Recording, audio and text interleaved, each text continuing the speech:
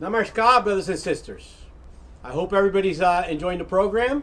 And I apologize, I may have to speak fast because I don't have too much time to speak about such a vast subject, okay? So, first of all, I would like to say that this talk was pure serendipity, and you'll understand after why.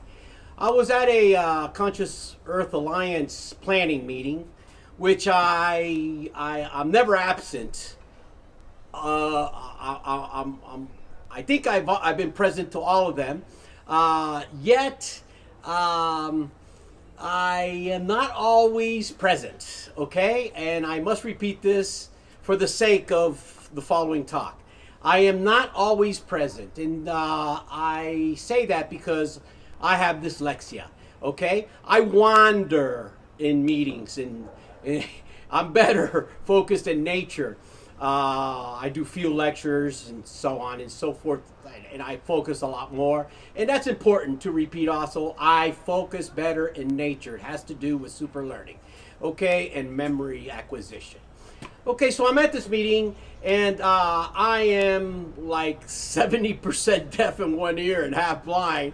And aside from my attention deficiencies, but something grabbed my attention. They were doing the schedule, and I don't recall, but I either heard or I saw that there was something on transhumanism, which was talked. By the way, this is being pre-recorded because we're having problems with internet. We're having problems with weather too. As a tropical country, you see how I'm dressed. But I focused for some reason because, see, blind people, if they want to, they can see. Dan Winter, Vika Sheeny, and a therapist in Holland, Iris, she does great work with these. They teach kids blindfolded how to read, how to pick, identify geometrical shapes. But that's another lecture and somebody else's lecture. So I wander.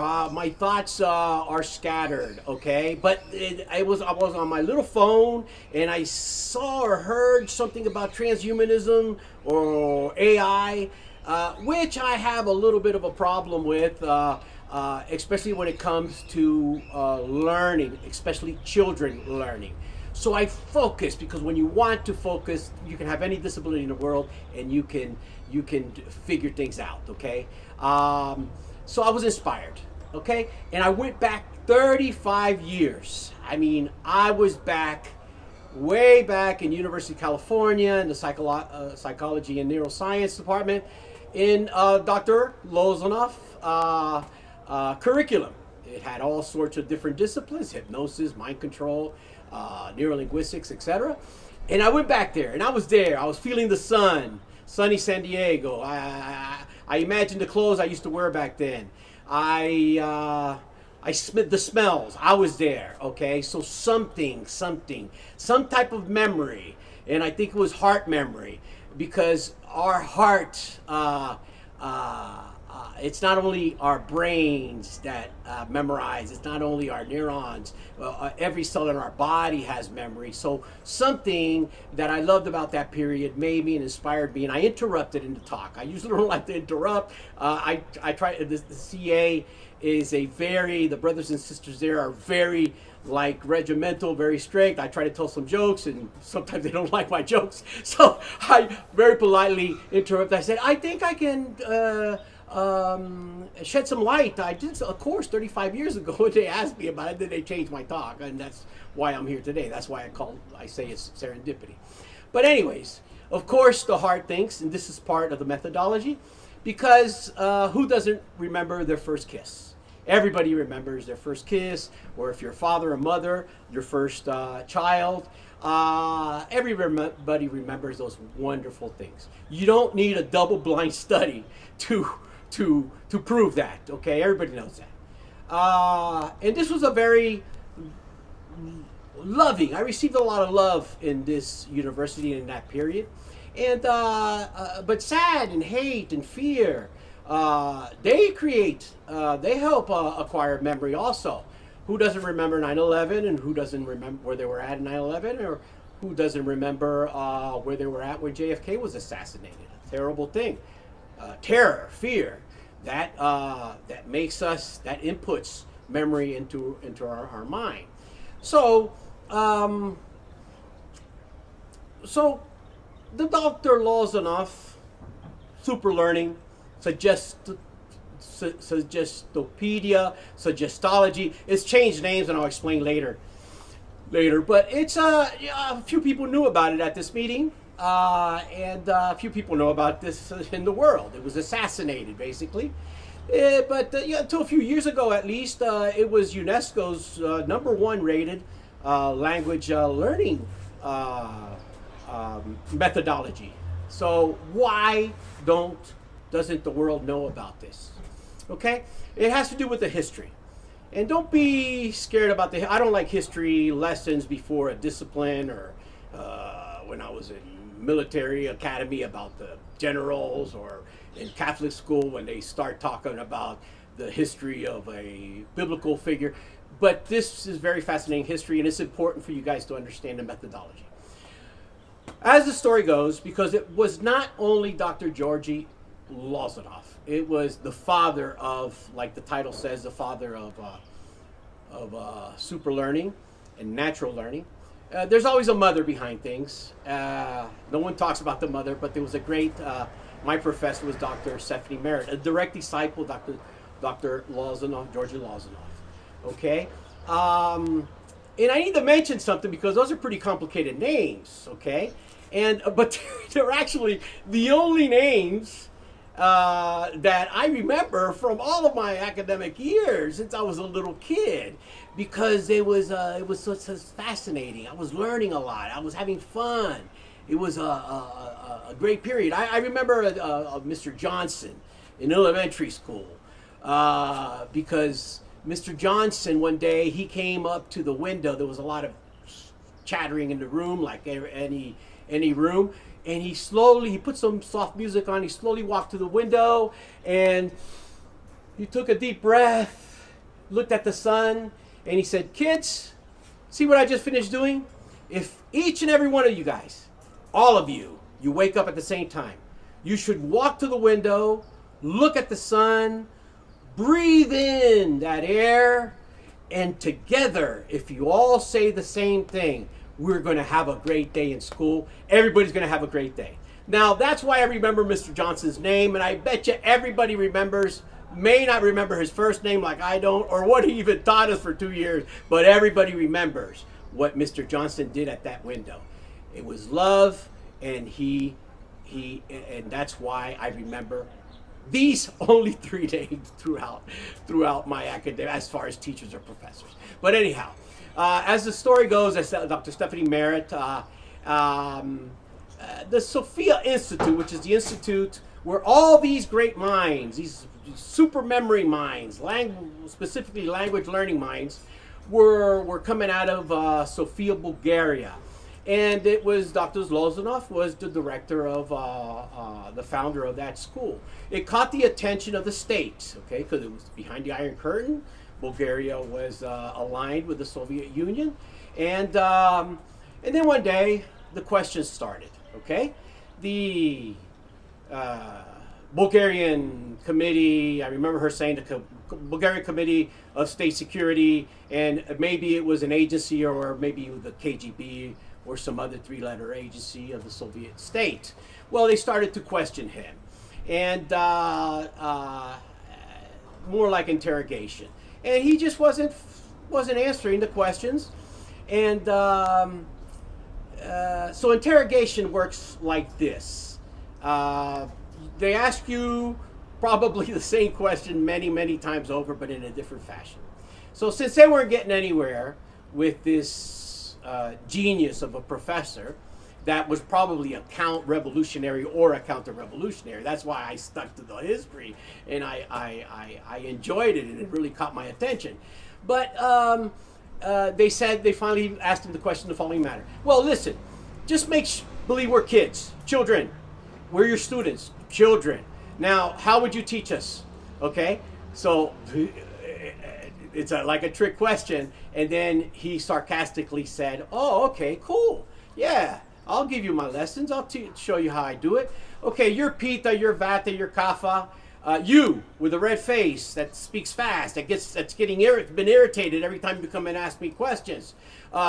You for sure, I would have you do many savasanas, okay? And I would. You would have the others would have to do the Vatanakafa. You guys do. You have to chant Om Namah Shivaya 108 times. But you, Pita, you have to do it 1,008 times. That will start to calm down and get to the right kosa, okay? The right kosa. He's talking in Sanskrit to these guys. So then the next I'll give you the 5 asanas that are great for super memory, okay? And that will regulate the chakras and the kosas and cool. Pronto, you guys will have super memory and you'll learn any language that I or an instructor, one of my instructors, will teach you. Okay, so see, Dr. Lozanoff, Georgi Lozanoff, he wasn't just your normal status quo model citizen or subject of a totalitarian regime. This guy was, these guys knew what these suits knew what Dr. Joseph had. He had diplomas. Because one thing, good or bad, that we have to admit about the ex-Soviet Union or communist countries is that they have a very, very good educational system. It is public, it's free, okay, for whatever reason. So they knew that he was a PhD, they knew that he was a psychotherapist, they knew everything, all the diplomas that he had, but they didn't know that he was also an intuitive scientist, okay? So Dr. Lozanoff was a yogi, okay? And he learned all that by observing yogis, monks, and gurus in India, okay? And but back and behind the Iron Curtains in the 50s, 60s, and 70s, when you're talking to the feds, it's not really cool, it's probably not cool to say that you're a yogi because it could be confused with religion, and that could give you life in Siberia, in the gulags, right? So, but nevertheless, the suits, they wanted and they asked Dr. Lozanoff, or instructed him, that he must multiply this throughout the whole Soviet Union. Imagine, like from the Baltic Sea to the North Pacific, like from the Baltic Sea to Alaska or the Bering Strait, the world's largest country, I think until today. What is it, 11 time zones. But Lozanoff didn't want anything, not because of the work, not because of the size of the territory, because he just was not going to sell out to the state. So he said no, he would not do that. So the suit said, okay, so you're under arrest. So he was under arrest, he was under house arrest for 10 years. Okay? So in the meantime, the made in USA suits, not the polyester suits, the American store-bought suits or State Department issue suit, the black with the white tie and the white shirt, the black tie. Everybody wears the same ones during that period. So you can imagine. They were already investigating Soviet institutes for a very, very long time. They probably had sleeper agents inside as students. So eventually, the Ivy Leagues in the eastern part of the U.S., they were all doing courses, especially Harvard. Let's just talk about Harvard because that's documented. That is declassified. And everybody knows that Harvard experimented with hypnosis, mind control, ESP, even LSD, okay, in the 50s and 60s and 70s. And who knows what they're doing now. And they did this on kids, okay? So let me tell you about another difficult name that I remember. Because you remember the loving things and happy things, but you also remember the terrorizing and the fearful things. So I remember another very difficult name, and these are probably the only 4 names that I remember. And it's Kaczynski. Kaczynski was a terrorist as an adult and a guinea pig as a kid. Kaczynski was a genius, okay? And what they did in Harvard, he got into Harvard at 16 years old, so that tells you all about how smart this gentleman is. He's still alive. So they grabbed him, they put him in the lab, and they reprogrammed, and they turned him into a supercomputer virus. He turned into a terrorist. His propensities, I don't know. Maybe he was still going to be a terrorist. His deal was, but he was a mathematical genius. His deal was he was against industrialization. Okay? And the reason I don't like talking about terrorists, and I don't condone terrorism or any type of violence, but he wrote a manifesto. And I hate violence so much that some fellow activists, they told me it was on Google. So I was putting it into Google one time, and I didn't click because I didn't feel good about downloading it. But in reviews, and there's a movie and some documentaries, I learned that, in fact, in a documentary, a scientist actually states that if the Kaczynski's manifesto was a thesis, it would have turned into a bestseller back then. And if it was a book today, it would be a prophetic book. Why? Because Kaczynski was against industrialization. He said that back then a computer could be the size of a building, but in the future it would be the size of a nanoparticle or a chip. I'm not sure what he meant or what he had in mind, but he was telling the future. Okay? So let's go back to Dr. Lozanov. Lozanov was a creator. Kaczynski was a destroyer. Okay? I'm not going to judge him, but he was experimented on. Okay? So, Dr. Lozanov thought more about the past. Way back in the past. Okay? Kaczynski more into modern history because he was against the Industrial Revolution on forward till today. But Lozanov, he goes back thousands of years because he was a yogi. He observed the yogis. He lived with yogis. So it was a period of less external sources or forces, let's call them, and more of inner soul searching and expansion, which is what yoga is all about. Okay? A higher power, a natural power that all of us can connect to. Okay? So Lozanov knew the benefits of universal energy field as it would be applied to learning, to super learning. Okay? Einstein knew too. Einstein even said that the energy field, the field is all there is. I don't remember his exact quote, but he said that. The field is all there is. Everything else is an illusion. Okay? So, and Einstein was also not for the type of education that was they had back then, or I'm sure if it was alive, he wouldn't accept this education that we have now in schools, in private and public schools.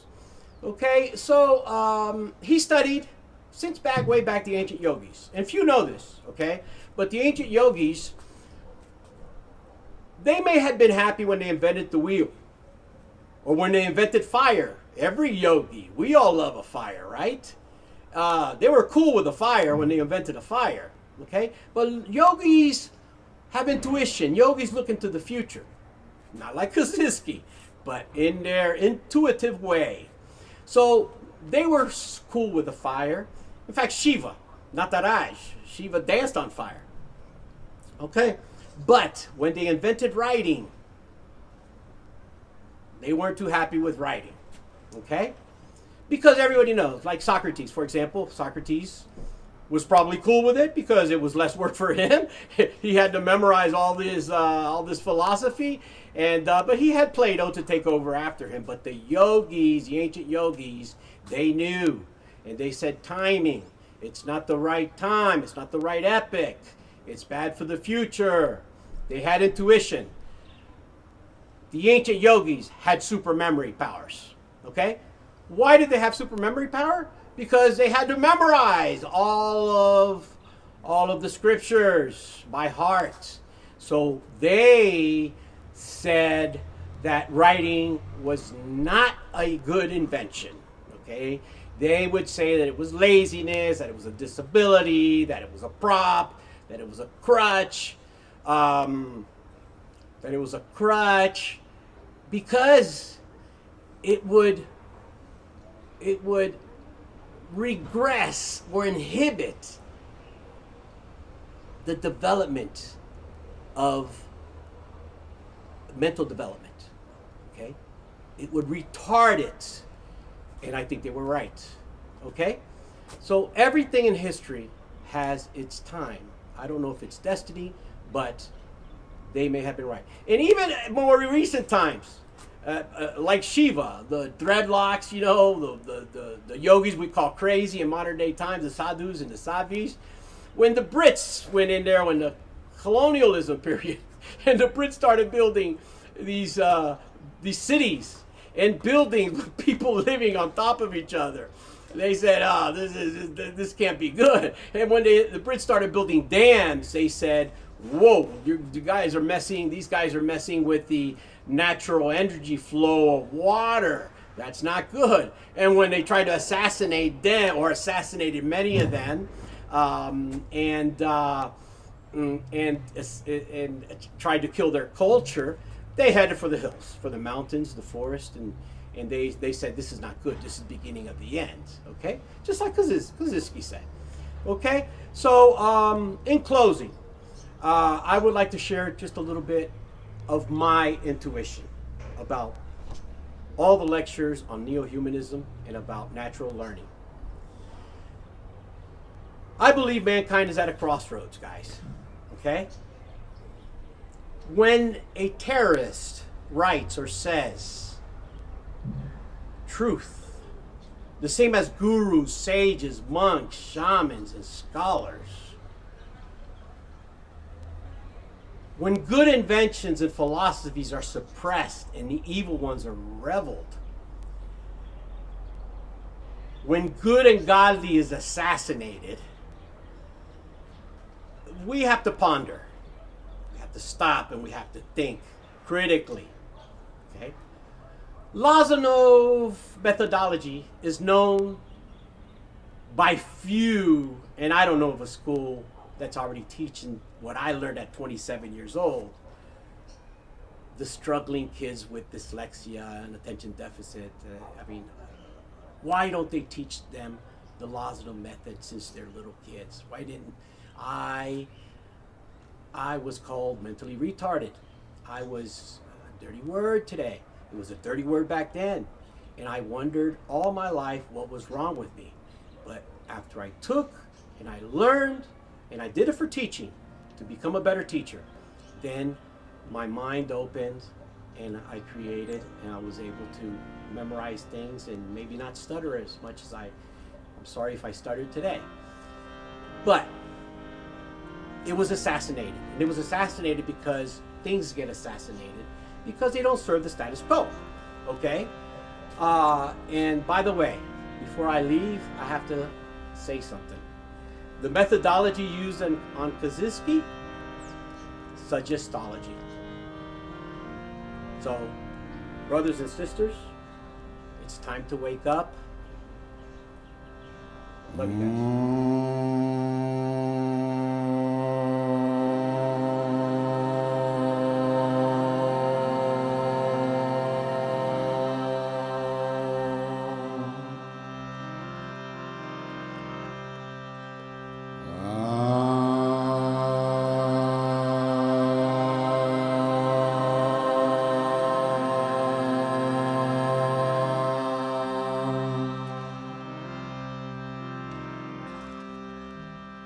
Om Namah Shivaya.